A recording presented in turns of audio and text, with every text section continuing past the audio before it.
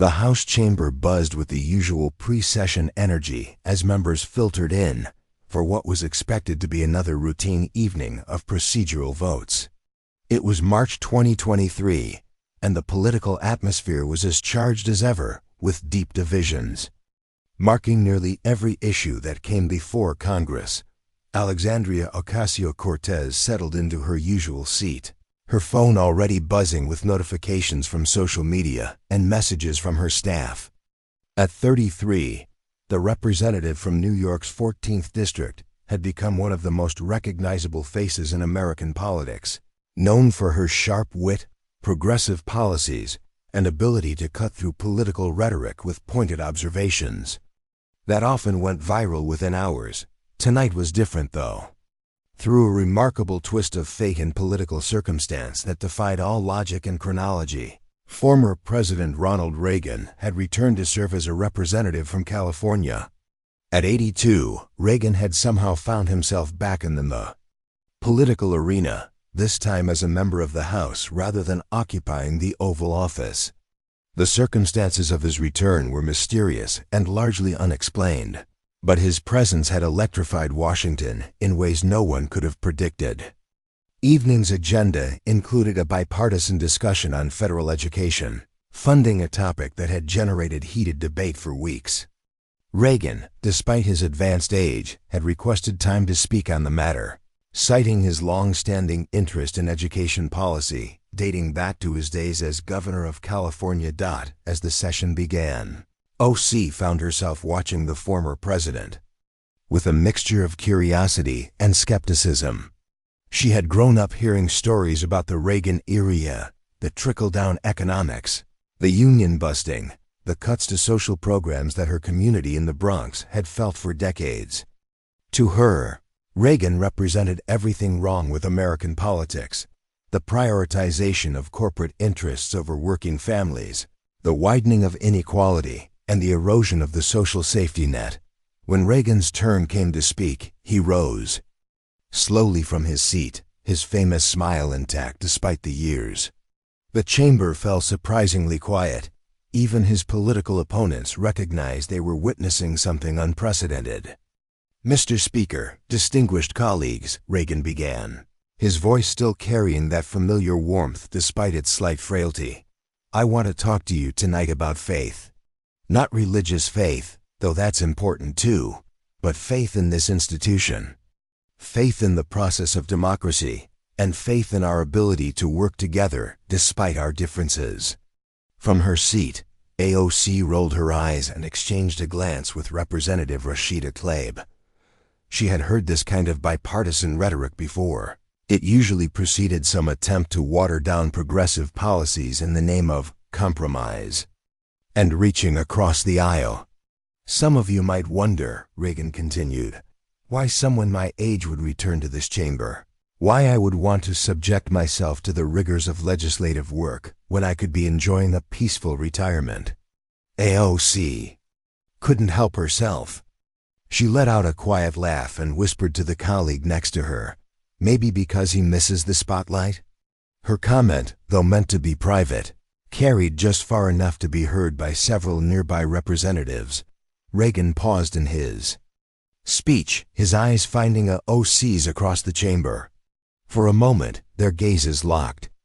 Instead of looking offended or angry, the former president simply smiled, that enigmatic Reagan smile that had charmed voters and confounded opponents for decades. "You know," Reagan said, his voice taking on a more personal tone, "I can see some of you are skeptical about my motivations for being here. That's fair. When I was your age, I was skeptical of older politicians too.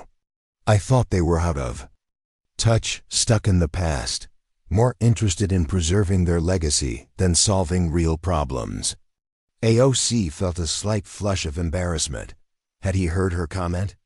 "But let me tell you why I'm really here," Reagan continued. "And it has everything to do with a conversation I had with my mother when I was first considering a career in politics, long before I ever dreamed of being president." The chamber was now completely silent. Even the usual background noise of shuffling papers and whispered conversations had ceased. My mother, Nelle Reagan, was a remarkable woman. She worked multiple jobs to help support our family during the Depression, and she had a deep faith in the goodness of people, even when times were hard. When I told her I was thinking about getting involved in politics, she sat me down in our little kitchen in Dixon, Illinois, and gave me advice I've never forgotten. Reagan's voice grew softer, more intimate, as if you were sharing a family secret. She said, "Ronald, if you're going to get into politics, you need to remember one thing. Every person you disagree with is somebody's child, somebody's hope for the future. Before you dismiss them or write them off, try to understand what shaped them, what they're fighting for, and why they believe what they believe." OC found herself leaning forward slightly, despite herself. She told me about a young woman she had met at one of her jobs, a woman who had grown up in poverty, who had watched her parents struggle to put food on the table, who had seen what it meant when there weren't enough resources to go around. This woman had very different political views than my mother, but my mother recognized that those views came from real experiences, real pain, real hope for something better. Reagan paused, taking a sip of water. My mother said, "That young woman isn't wrong to want things to be different. She's not naive or unrealistic. She's responding to the world as she experienced it. Your job, if you choose to go into politics, is to find ways to address her concerns, while also staying true to your own principles." The former president's eyes again found the OC's section of the chamber. Throughout my career, I've tried to remember that lesson. When I was governor of California, when I was president, and now here in Congress, I've tried to see the person behind the policy position, the human story behind the political stance. OC felt something shifting inside her, not agreement with Reagan's policies, but a recognition of something she hadn't expected, genuine respect for the experiences and perspectives of others. "I look around this chamber," Reagan continued, "and I see representatives who came here for all kinds of reasons. Some of you grew up in poverty and want to make sure no child experiences what you experienced.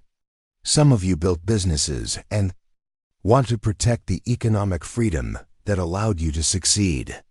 Some of you served in the military and understand the complexities of international relations.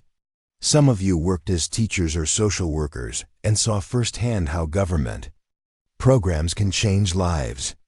His voice grew stronger, more passionate. Each of those experiences is valid. Each of those perspectives brings something important to our deliberations. The young woman from New York who questions whether our economic system is working for everyone, she's asking important questions based on what she's seen in her community. The businessman from Texas who worries about overregulation, he's raising concerns based on his experience trying to create jobs and build something from nothing. AOC realized that Reagan was directly addressing the divide between her worldview and those of more conservative members, but he was doing it without dismissing either side. My mother taught me that faith in Congress isn't about believing that we'll always agree. It's about believing that we can disagree respectfully, that we can learn from each other, and that we can find solutions that address real problems, even when we approach them from different angles. Reagan's voice took on a more urgent tone. "But here's the thing about faith, it requires action. It's not enough to simply believe that this process can work. We have to make it work. That means listening to each other, really listening, not just waiting for our turn to talk. It means acknowledging when our opponents make valid points. It means being willing to modify our positions when we encounter new information or perspectives we hadn't considered." The former president looked directly at OC again. The representative from New York who laughed earlier, and yes, I heard that. And it's perfectly fine. She represents constituents who have real concerns about inequality. AOC considered this. So how do we bridge that gap? How do we get from recognizing shared problems to finding solutions we can both support? Reagan smiled, that famous Reagan smile, but warmer and more personal than OC had ever seen it in old footage. We start by having more conversations like this one. We stop demonizing each other and start trying to understand each other. We look for small areas of agreement and build from there. That sounds idealistic, AOC said, but not dismissively. Maybe. It is. But my mother also taught me that idealism isn't a weakness. It's what drives people to try to make things better, even when the odds are against them. You wouldn't be here if you weren't an idealist. AOC laughed softly. Guilty as charged. Good. Don't ever lose that.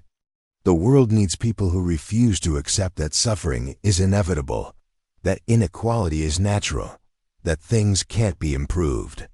Reagan paused, then continued with a more serious expression.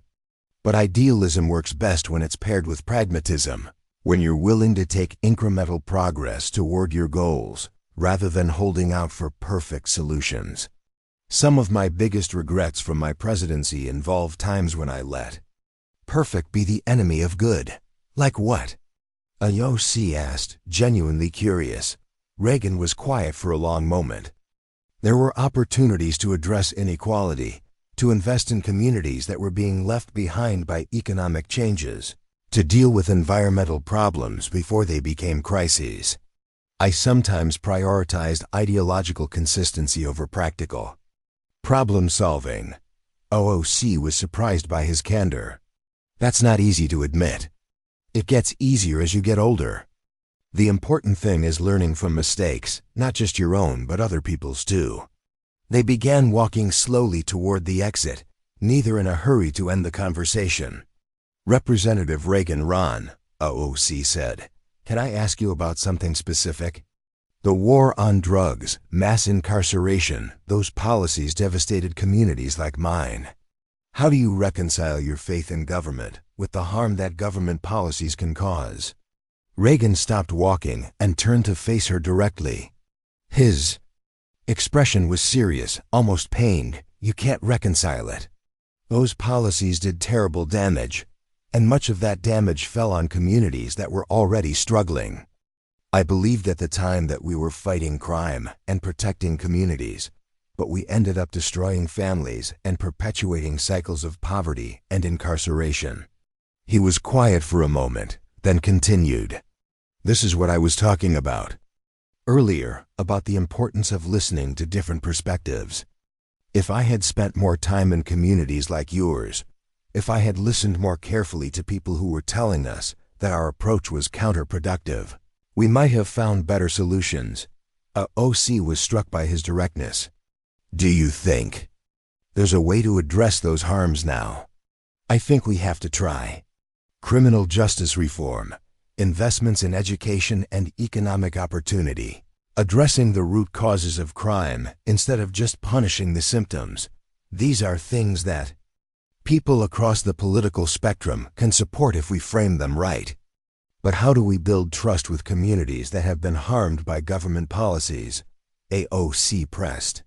How do we convince people that this time will be different? Reagan considered the question carefully. I think trust has to be earned through actions, not just words. It means admitting when we've been wrong, making concrete changes, and being accountable for results.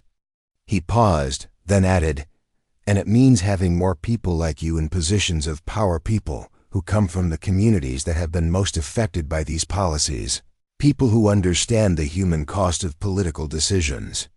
AOC felt a strange mix of emotion, surprise at Reagan's acknowledgement of past mistakes, appreciation for his respect for her perspective, but also wariness about whether this kind of conversation could translate into actual policy changes.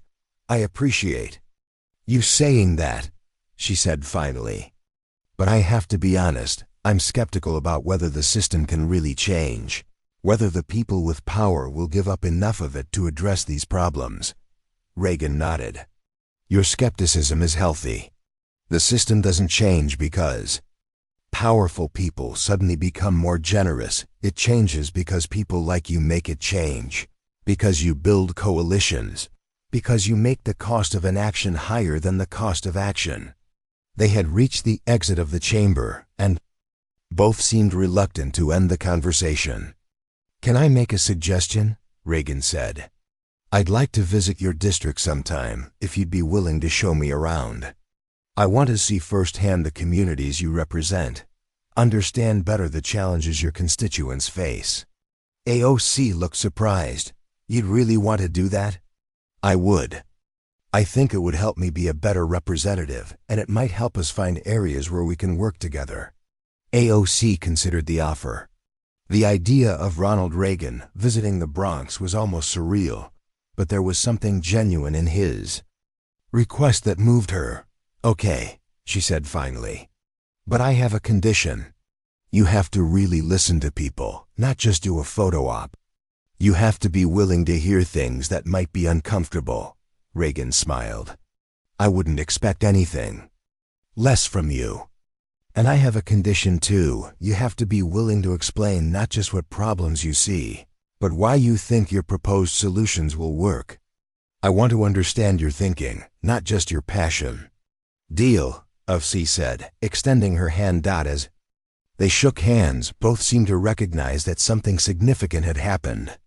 They hadn't solved the deep divisions in American politics, and they certainly hadn't resolved their policy disagreements.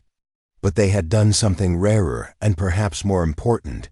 They had seen each other as complex human beings rather than political caricatures. "Representative Ocasio-Cortez," Reagan said as they prepared to part ways, "thank you for the conversation, and thank you for laughing at me earlier. It reminded me not to take myself too seriously." OC grinned. "Thank you for not taking it personally. And thank you for sharing the story about your mother. It made me think about my own grandmother, who taught me that everyone has a story worth listening to." As they walked in different directions toward their respective offices, both carried with them a sense that something had shifted. The political landscape hadn't changed overnight, but perhaps the possibility for real dialogue, real understanding, and real progress had been strengthened. In the days that followed, news of their extended conversation would leak to the press, generating intense speculation about unlikely political alliances and bipartisan cooperation. But for OC and Reagan, the real value of the encounter wasn't in its political implications. It was in the reminder that behind every policy position is a human story, and that those stories, when shared with honesty and heard with openness, have the power to bridge even the deepest divides.